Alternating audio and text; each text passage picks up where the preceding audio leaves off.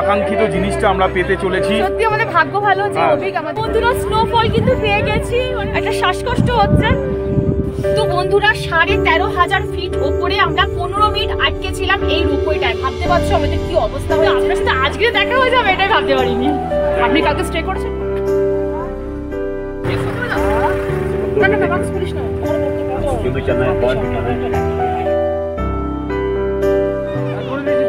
বন্ধুরা সত্যি যে কাশ্মীরকে ভূস্বর্গ বলা হয়, আজকে আমি এটা নিজের চোখে এসে মানে সার্থক করলাম। যে morning everyone, welcome to my channel. আমি শর্মিষ্ঠা। আশা করি আমার সকল বন্ধুরা অনেক অনেক ভালো আছো। আর এটা হচ্ছে আমাদের ডে 3, মাম্পা ডে 3 না ডে 4? ডে 4 আজকে। আর আজকে আমরা যাচ্ছি গন্ডোলা। 5 ওই 4 না 5 নিজেই ভুলে গেছি। যাই হোক, আজকে আমরা যাবো গন্ডোলা। আর এই যে বাইরের একবার ভিউটা তোমাদের দেখিয়ে দিই। এই যে বাইরের ভিউটা কিন্তু এখন এইরকম। আমি মানে ব্যাক ক্যামেরা একবার দেখিয়ে দিই, দাঁড়াও। ব্যাক ক্যামেরায় কি দারুণ জায়গাটা লাগছে না সকালবেলা? পুরো বরফ একদম ফ্রন্ট থেকে বরফ। চলো কি ঠান্ডা, এটা জমে যাবো পুরো। এটা পুরো ফ্রিজ হয়ে গেছি আমি। আরে ওটা ঠিক আছে, ছেড়ে দে না। প্রচুর ঠান্ডা, প্রচুর ঠান্ডা। দাঁতে দাঁত লেগে যাচ্ছে, কথাও বলতে পারবো না মনে হচ্ছে আজকে। আর ফোনও কাজ করছে না, ফোন পুরো ফ্রিজ হয়ে যাচ্ছে।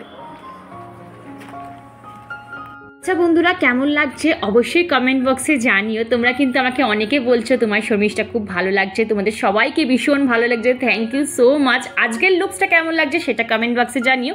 আর এদিকে দেখো আমাদের গাড়ি চলে এসেছে, আমরা সবাই উঠে গেছি। তবে আজকে কিন্তু আমাদের সাথে মা যাচ্ছে না। মা কেন যাচ্ছে না সেটা অবশ্যই তোমাদের পরে বলছি।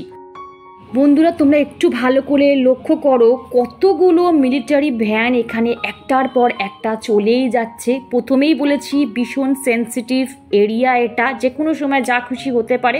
ওই জন্য কিন্তু এখানে রেস্ট্রিকশন অনেক বেশি। ঠিক আছে না? फर्स्ट पेज पे फोटोग्राफी वीडियो करोगे, पूरा खत्म करोगे तो घूमना फिरना, फिर आप सेकंड लेवल के लिए जाओगे, सेकंड लेवल के लिए जाओगे। हां সাংঘাতিক। वो देखो लगे देखिए বল কত আসছে রে, দুদিক দিয়ে আসছে। আরে বলছি এটা বন্ধুরা এখন আমরা যেখানে যাচ্ছি সেটা কিন্তু বর্ডার এরিয়া। তার মানে কি যে গুলমার্গ হচ্ছে ভারতের লাস্ট বর্ডার।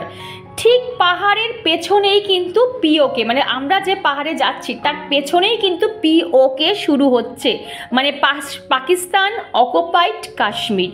তাই এখানে রেস্ট্রিকশনের পরিমাণ মানে হাই লেভেলে। তোমরা আমার ব্লগেই দেখতে পাবে যে কত পরিমাণে এখানে রেস্ট্রিক্টেড।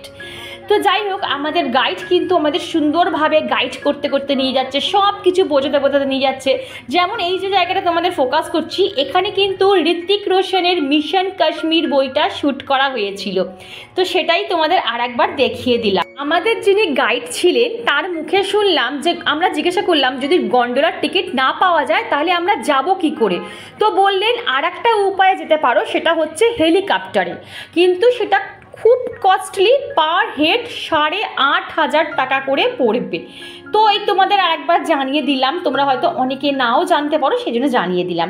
আর এখানে দেখছো কত গাড়ির মেলা, সব কিন্তু গন্ডোলা রাইডের জন্য এসেছে বন্ধুরা। আর এখানে যারা অফলাইন টিকিট কাটতে চাও তাদের এখানে 5টা থেকে লাইন দিয়ে টিকিট কাটার জন্য দাঁড়াতে হবে। তাও তোমরা পাবে কি না কোনো গ্যারান্টি নেই, মানে 50-50 চান্স থাকে টিকিট পাওয়ার। তো বন্ধুরা আমি এখানে চলে এসেছি। গন্ডোলার লাইনটা শুধু একবার দেখো, কত দূর গেছে সেই ভেতরে। এই হচ্ছে লাইন, সেই ওপরে পৌঁছানোর জন্য এই লাইনটা।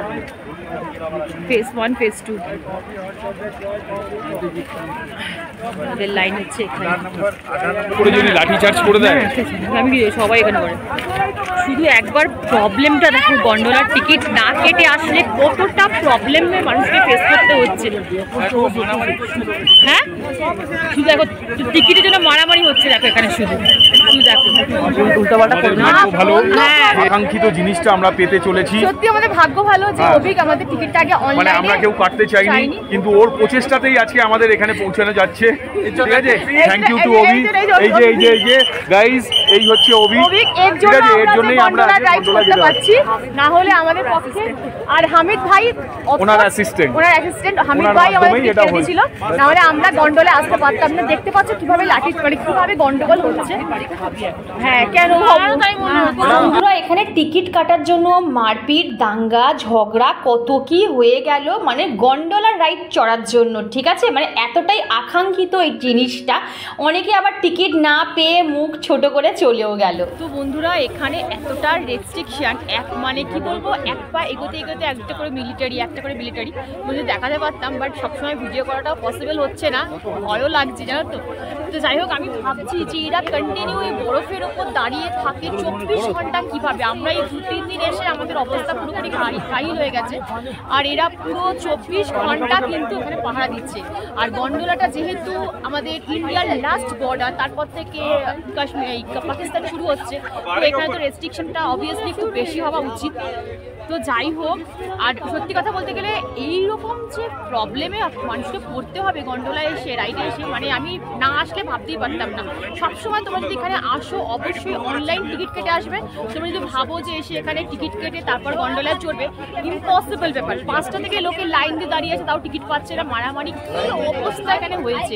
তোমরা যদি দেখাতে পারতাম তাহলে তোমরা বুঝতে পারতে।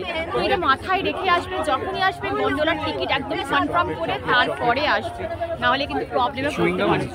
চুইংগাম, যখন একটা চুইংগাম। চলো এবার ভেতরে গিয়ে তোমাদের সাথে কথা হচ্ছে। একদম আমরা এন্ট্রিতে চলে এসেছি, কেন ওখানে প্রচুর পুলিশ ফোর্স, ওখানে প্রচুর মিলিটারি। ওখানে আমি ভিডিও অন করতে পারবো না, কারণ আমার প্রচণ্ড ভয় লাগে ওদের দেখলে। যদি বাই চান্স আমার বোন, এদিকে আমার বোন আর ওদিকে আমার বর, কিছুতেই ক্যামেরা অন করতে দেবে না, শুধু বলে ক্যামেরা অফ করে, যদি গুলি চালিয়ে যায় এই অবস্থা। তো চলো, মানে এটা হচ্ছে এশিয়ার হাইয়েস্ট কেবল কার গন্ডোলা। নাহলে বুঝতে পারছো, অনলাইন টিকিট কেটে আমাদের এই হাল, তাহলে অফলাইনে কি হতো। আচ্ছা, ফার্স্ট ফেজ এটাও বলে দাও। ফেজ 1 এর যে জায়গাটা, ওটার নাম হচ্ছে কাঙ্গোরি। হ্যাঁ, আর ফেজ 2 হচ্ছে আফারবাদ। আচ্ছা, আমরা এখন কাঙ্গোরি যাব। ফার্স্টের কথা কিছু বলেছিল থেকে আফারবাদ ব্রেকফাস্ট তো রয়েছে, যে আমি বলেছি যদি। তো বন্ধুরা, এশিয়ার ফার্স্ট কেবল কার কিন্তু এটাই। তো আমি একদম দোরগোড়ায় চলে এসেছি, মানে আমার চির আকাঙ্ক্ষিত দিন আজকে পূর্ণ হতে চলেছে। আর ভেতরে গিয়ে আর একটা চমক ওয়েট করছে তোমাদের জন্য। আমার একজন প্রিয় মানুষের সাথে ভেতরে দেখা হয়ে গেছে, অবশ্যই তিনি সেলিব্রিটি। স্যার একবার, আচ্ছা ঠিক আছে, একবার মানে নারায়ণ বাবু এইখানে একবার ভীষণ ভালো লাগে, একবার মানে মারাত্মক। সত্যি আপনার ফ্যান, প্রত্যেকটা জিনিস আপনার ফলো করি। যে আপনি এখানে দেখেছি আপনার পোস্ট, কিন্তু আপনার সাথে আজকে দেখা হয়ে যাবে এটাই ভাবতে পারিনি। আপনি কালকে স্টে করেছেন গন্ডোলাতে, এখানে গয়েতে গুলমার্গে? আমরাও তাই।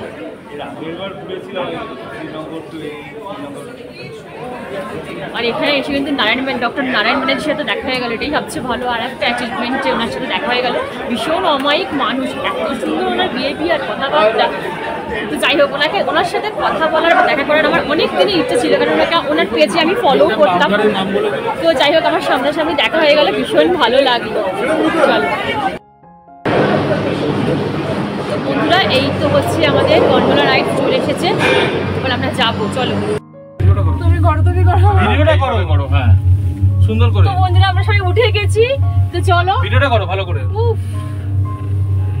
মাম্মাম টাকা, মাম্মাম মুখ দেখে কেমন লাগছে? নিচের দিকে দেখো, নিচের দিকে, সামনের দিকে দেখো। আমার পেছনে এক সাইডটা খুলে দাও। আমাকে তোমরা অনেকে কমেন্ট করে বলছো যে শর্মিষ্ঠা, তোমার চোখ দিয়ে আমরা পুরো কাশ্মীর ঘুরে নিচ্ছি। বিশ্বাস করো বন্ধুরা, আমি চেষ্টা করছি তোমাদের সব কিছু দেখানোর। জানি না আমি কতটা পেরে উঠছি, আর কেমন লাগছে অবশ্যই কমেন্ট বক্সে কিন্তু জানিও। দেখাও গাইস, আমার স্বপ্ন পূরণ হয়েছে, আমি গন্ডোলা চেপেছি।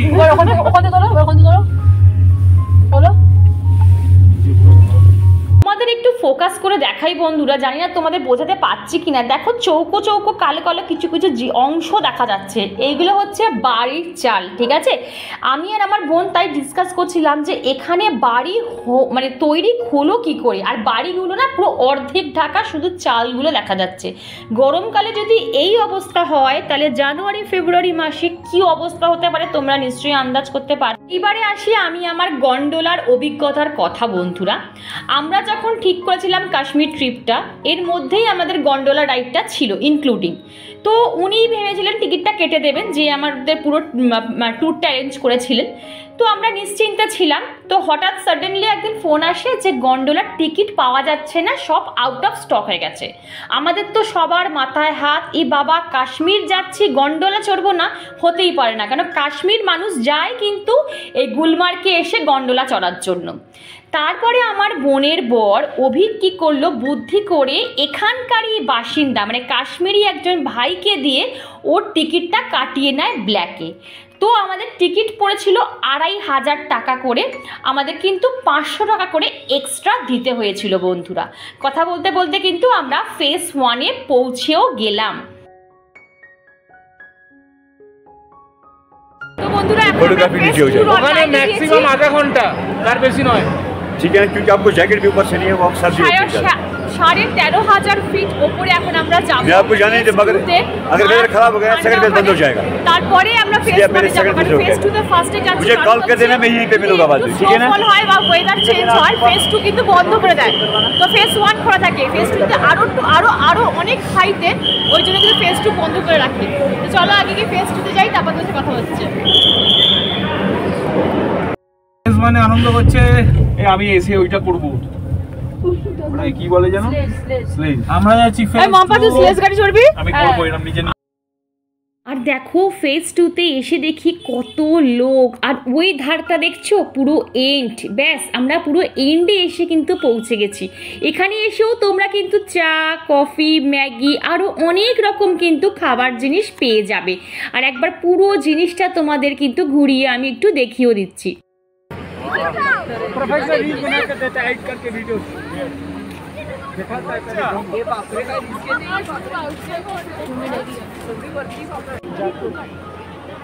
আমরা আছি এখন গন্ডোলা ফেজ 2-এ। প্রচন্ড ঠান্ডা, ওয়েদার মনে হচ্ছে ফল্ট পড়ে যাচ্ছে। আমি এখানে এসে প্রচুর ফটোশ্যুট করেছি, প্রচুর রিলস করেছি, সেগুলো তোমরা আমার শর্টসে দেখতেই পাবে। আর এখানে এসে না নিজেকে পুরো মুক্ত পাখির মতন মনে হচ্ছে আমি পুরো ফ্রি, আমার কোনো পিছুটান নেই।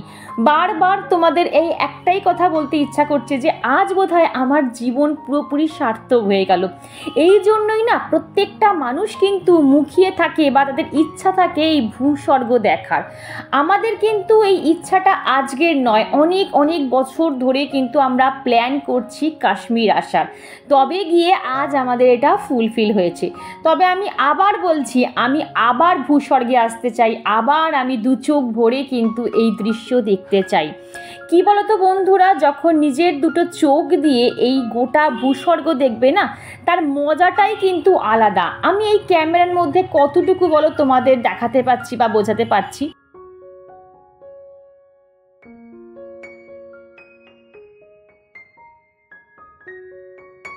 বন্ধুরা স্নোফল কিন্তু পেয়ে গেছি, মানে হচ্ছে অলরেডি শুরু হয়ে গেছে, কিন্তু থাকা যাচ্ছে না, একটা শ্বাসকষ্ট হচ্ছে।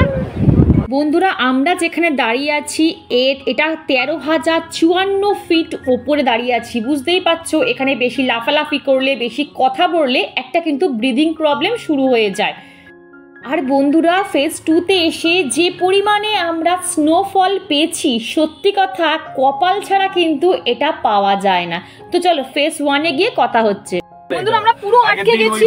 গোপালাচার্যুরি একজন এসেছে, ওদেরকে মানে আমাদের অবস্থা পুরো হ্যাঁ নামাতে হয়েছে লাস্টে করে, মানে পুরো আটকে গেছি আমরা এখানে, আমাদের যাচ্ছেও না, এটা দেখো পুরো আটকে গেছি মিডিলে এসে, পুরো রোপওয়েটা মাটিতে নামিয়ে দিয়েছে। হে ভগবান, আরে কাঁদছিস কেন? না কিছু হবে না। তো বন্ধুরা 13,500 ফিট ওপরে আমরা 15 মিনিট আটকে ছিলাম এই রোপওয়েটায়। ভাবতে পারছো আমাদের কি অবস্থা হয়েছে। হয়তো কোনো রকম গন্ডগোল হয়েছিল বা ইলেকট্রিসিটি বা যাই হোক কিছু হয়েছিল, ওই জন্য আমরা আটকে গেছিলাম। কিন্তু এইটা আমার অন্তত জন্মের প্রথম অভিজ্ঞতা এরকম হলো, ভয়ানক অভিজ্ঞতা। তবে ফুল হ্যাঁ মানে এইরকম এত উপরে উঠে আটকে যাওয়া নটার চোখ, মানে মারাত্মক ভয়। মানে হাসছি মনে, নাহলে তো না হাসলে তো প্যানিক, মানে চোখ দিয়ে জল বেরিয়ে যাচ্ছে এদিক দিয়ে, কিন্তু তাও মুখে হাসি রাখতে হচ্ছে। তো যাই হোক, এখন আমাদের এটা চালু হয়েছে। তো চলো দুকা দুকা করে নামি, তারপর তোমার সাথে কথা বলছি। তো বন্ধুরা, এখানে একটা কফি, এইরকম একটা কফির দাম হচ্ছে 50 টাকা, 50 রুপিস একটা কফি। কিন্তু দারুণ বানিয়েছে।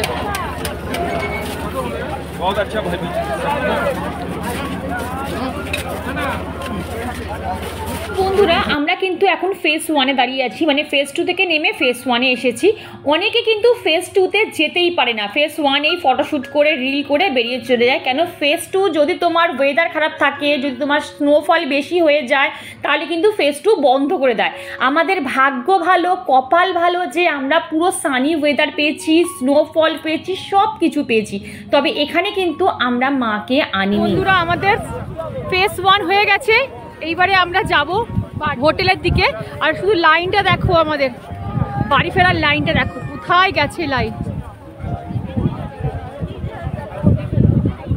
এই হচ্ছে লাইন আমাদের শুরু, আর শেষ যে কোথায় গিয়ে তার ঠিক ঠিকানা নেই। এই যে 7,500-এর ওপরে আজকে হয়েছে, আজকে লোক এসেছে, 7,500 ওপরে লোক আজকে এসেছে এখানে গন্ডোলায়। বন্ধুরা, সত্যি কথা আমি জানি না তোমাদের কতটা আমি আনন্দ দিতে পারছি বা তোমাদের বুঝিয়ে উঠতে পারছি, তোমরাই কমেন্ট করে বলো। বাট আমি কিন্তু আপ্রাণ চেষ্টা করছি। তো উঁচুতে এসে আবার কিন্তু শাড়ি বিক্রি হচ্ছে, শল শাড়ি সব বিক্রি হচ্ছে কাশ্মীরি এখানে। দেখেছো কত রকমের শাড়ি, দেখো না রে ও পাগল লাগে আমি। এগুলো তো পশমিনা, পশমিনা, হ্যাঁ পশমিনা শাড়ি অনেক দাম। হ্যাঁ অনেক দাম, এখানেও বিক্রি হচ্ছে পশমিনা, অরিজিনাল নাকি মনে হচ্ছে। তো বন্ধুরা, আমাদের গন্ডোলা ট্রিপ এখানে এন্ড হলো। দারুণ দারুণ এনজয় করেছি।